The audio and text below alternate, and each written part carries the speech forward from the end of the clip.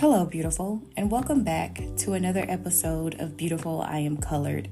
My name is Evelyn, and I am the creator of this podcast, as well as the author of the book titled Beautiful I Am Colored, which copies are still available on my website at beautifuliamcolored.com.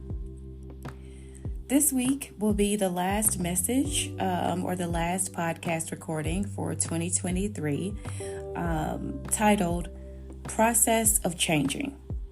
And this will come of no surprise to my loyal listeners, and especially people who know me personally. I definitely tend to go more introspective and reflective towards the end of the year. I am one of those people who, I committed to vision board, committed to journaling and chronicling, I think I said that right, the things that I want to capture and get in front of for 2024. I am one of those. And so I usually shut it down, very selective about the people I hang out with and conversations that I have towards the end of the year, just because I'm very sensitive and wired in a very different way. I realize that is not the majority of human beings, but that is definitely how I am wired. And so I want to just take this time to say thank you so much for 2023, for listening, for your support, for your encouraging words, for every email, for every text message that I have received, for every post on Facebook, Instagram, YouTube, all of the things. I am just so grateful for. And so I just want to say thank you so much to the audience. Okay, as you know, we always start, and this will continue in 2024, the segment titled Shout Outs and Thank Yous. And that's where I take the opportunity to shout out a person, place, thing, or idea that has blessed me during my week. And this week's shout out and thank you goes to PTO. Yes, you heard me right. PTO. No, that is not parent-teacher organization.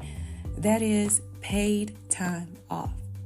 So I'm so grateful for PTO. Let me tell you why. Some people like to stack their PTO and save it up. I personally have never understood stacking PTO and letting your stuff get to the maximum every year. And I guess in the event you want a big payout, I just never understood that. But I work hard for my PTO, so I just believe in taking incremental PTO when I have the opportunity to. And so this past Friday, I had a PTO day. The Friday before that, PTO. And then I'll take a consecutive 5 calendar days off coming up, which honestly I need to do. Again, need to reset, reground. But I'm just so thankful for that time off. And for those of you who work and have PTO, or you just have vacation days or whatever, I'm sure you feel the same way when you're just like, you know what? Sometimes it's just good to unplug from the place that you commit the majority of your waking hours to, so that you can do whatever you need to do to be the best version of you. And so shout out to PTO and everyone who is on it, will take it, and for future PTO. Amen. All right, so getting right into the topic for today, which is process of changing. I am in the process of changing. I've always been very in tune with when I am evolving, and mine tend to be cyclical and in alignment with the seasons for whatever reason. And I've been like that for a very long time, probably my whole life, but I probably started paying more attention to it when I was in my 30s. And so this season presents itself another opportunity for me to continue to evolve and embrace change. And thinking about this, I woke up early this morning. Today is Sunday, December 17th. So I woke up early this morning and I don't know. I was looking for something in one of my dresser drawers and found one of my old iPhones. I think it might be the iPhone 7 Plus to be exact. And something said, turn this on. Because I have this game on my phone that I've been playing for years. And just stay with me, okay? I'm kind of naturally a storyteller, so just stay with me. I will connect the dots shortly. So anyhow, I'm in the drawer searching for something else, and I come across the phone, and something says, go ahead and charge it up and see if any old pictures are on it or whatever. Also, I have this game that I've been playing, as I just mentioned, for years now. The game, I don't mind sharing with you, is called Toon Blast. And basically, it's a matching game. Now, I started playing this game, maybe 2017. And so currently I'm on level 3000 and something, I don't know, with this game. And of course, each level presents harder challenges or introduces you to new concepts of the game as you advance. And so I thought about how would it feel if I were to start the game back over? But I didn't want to necessarily lose my place in line in my 3000 level when on my current phone that I use. But how would it feel if I just started over? I'm sure I would master these levels quickly, be able to accumulate the bonus items that you get to clear the board more quickly, etc. Because I've already gone through all these steps for years, right? I've already gone through all these levels. I'm on level 3000 and something, as a matter of fact, right? And so I began to play the game, and I said to myself, let's just play this game and see how many levels you can get to quickly before you need to use any of the bonus materials that the game allows. Now, for those of you who like those types of games, I would encourage you to go to your application store and download it. It's a free game, and you can see exactly what I'm talking about the collection of different items that you can have that will help you advance through the different levels. And so I was playing and playing and playing and playing and playing and thinking and playing and playing and playing and thinking. And I got to level 25. And level 25 was the first level I got to where I had to use one of the special things. And that got me to thinking. Because at that point, I kind of knew what I was going to talk about today, but I hadn't really fully, captured the fullness of the context of it all. And then it hit me, and it was like, isn't life so much like that? Like when you're changing, like you hit this level in life, let's call it level 3000 to keep in line with the theme of this game and everything. 3000 and some change. This level is hard, right? You're losing your turn. You get 5 lives, but you're losing your turn. You can't clear the board. You take breaks from the game.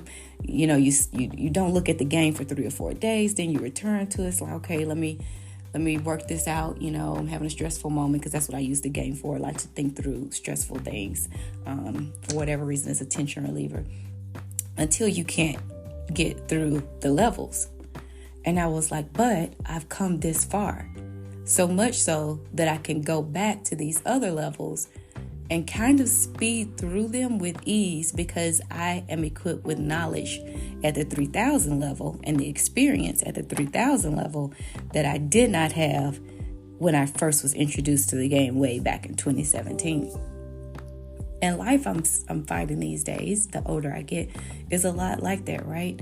The more mature we get, the more responsibility we have of self and others.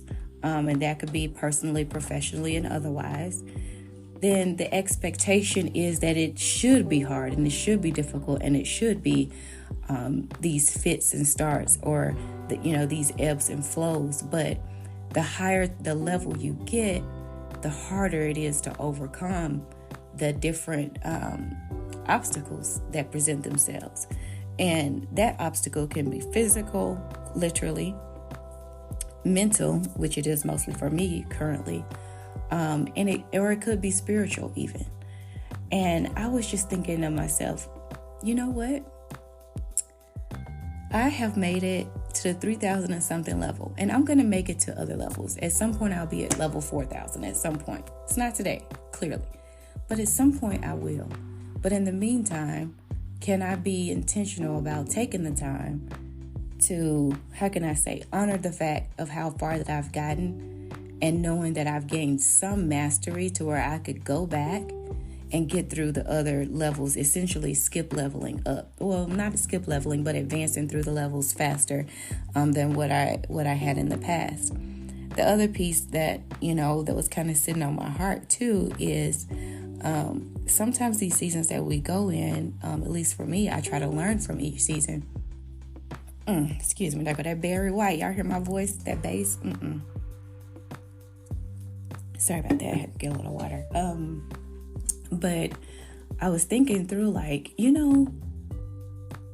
yes, I am hard on myself. But then it's relative, right? What does that really even mean, hard on yourself? Well, the truth of the matter is that I expect a lot of myself. I was sharing with a friend over coffee earlier this week. I have high expectations for myself. So, of course, I am going to hold myself accountable for the dreams, visions, and goals that I set out for myself. And while that may be a lot for somebody else, if they were to look at, my list or the things that I do, for me, it's not that much. It's not that hard. Now, there have been times where I have definitely what they call did the most. There are definitely seasons where I have done it. Not very often, but there are. I just happen to be wired to where I can do multiple advanced things at the same time. And my capacity for that is probably, from a comparative standpoint, more than others. And I have to know where my start, stop, and pauses are. It is up to no one else to determine that but me. And it's also up to no one else to determine what my capacity is. Now, I want to say take that message in stride, because there are times where sometimes we have blinders on and we can't see, and other people can see that we're about to hit a wall.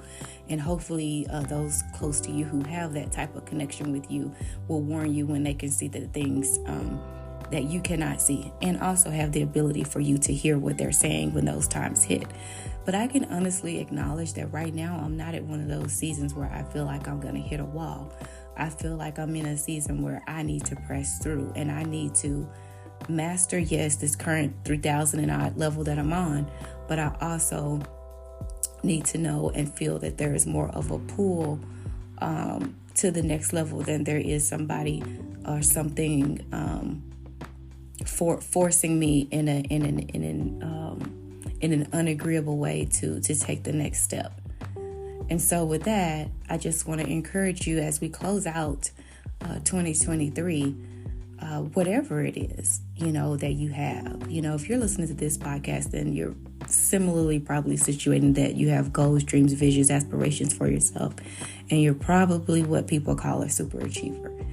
And if that's you, I just want to encourage you that you know you more than other people know you. And so take time to make sure that you get quiet, get around people who fuel you and don't deplete you, especially as we close out the year and especially leading up to the holiday weekend coming up. There is no doubt that there is something different about this season, and some of you who are tuned in, you can kind of feel it. If you're a sensing person, or people call it empath, I think, by definition, and you can sense that the tide is shifted and changed, and that something definitely is more unique in the air than it has been, or in the atmosphere.